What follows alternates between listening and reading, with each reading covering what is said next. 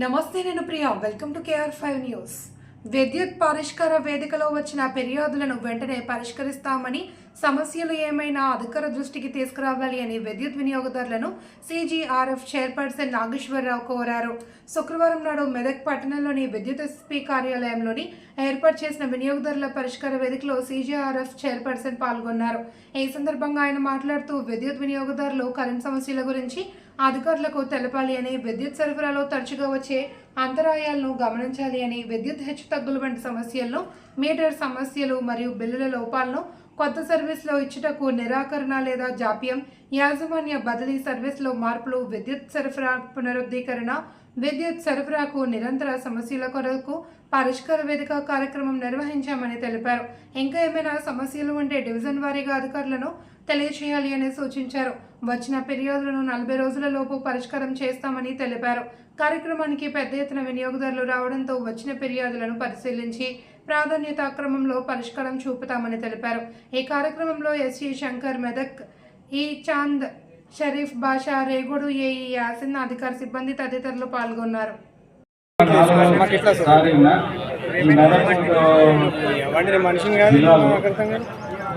విద్యుత్ వినియోగ సమస్యల పరిష్కార వేదిక నిర్వహించడం జరిగింది. ఈరోజు చాలామంది ప్రజలు విద్యుత్ వినియోగదారులందరూ వచ్చి వారి యొక్క గ్రీవెన్సెస్ని మాకు సమర్పించుకున్నారు. వారి ప్రతి గ్రీవెన్స్ కూడా కూలంకషంగా మేము పరిశీలించి ఆ సమస్య 45 దినాల్లో పరిష్కారం చేయడం జరుగుతుంది. ఈ CGRF అనేది ప్రతి జిల్లాలో మా పరిధిలో 11 జిల్లాలు ఉన్నాయండి, 11 సర్కిల్స్. ప్రతి నెలలో కూడాను ఇలా పర్యటించి వినియోగదారుల సమస్యల అవేర్నెస్ ప్రోగ్రామ్ కండక్ట్ చేసి వినియోగదారుల యొక్క గ్రీవెన్స్ని తీసుకోవడం జరుగుతుంది. ప్రతి ఒక్క గ్రీవెన్స్ కూడా 45 దినాల్లో పరిష్కారం జరుగుతుంది. అయితే వినియోగదారులు వినియోగించుకోవాల్సింది ఏమంటే, మాకు ఇలా సదస్సులోనే ఇవ్వటమే కాదు, వారు స్వయంగా కానీ మా ఆఫీస్కి వచ్చుకోవచ్చు, బై పోస్ట్లో పంపవచ్చు, లేదంటే మెయిల్ ద్వారా కూడా పంపవచ్చు.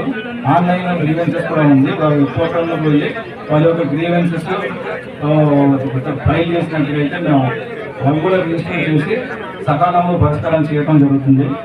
విద్యుత్ ఫోరం అనేది ఎలక్ట్రిసిటీ రెగ్యులేటర్ కమిషన్ వారు ఆదేశాల మేరకు రూల్స్ అండ్ రెగ్యులేషన్స్, అలాగే 2003 ఎలక్ట్రిసిటీ యాక్ట్ ఆధారంగా, టారిఫ్ రెగ్యులేషన్స్ ప్రకారంగా ఇవన్నీ పరిశీలించి వారి యొక్క గ్రీవెన్స్ని బిల్లు రివిజన్ అయితే బిల్లు రివిజన్ చేయడం జరుగుతుంది. మీటర్ సమస్యలు ఉంటే మీటర్ ప్రాబ్లం సాల్వ్ చేయడం జరుగుతుంది.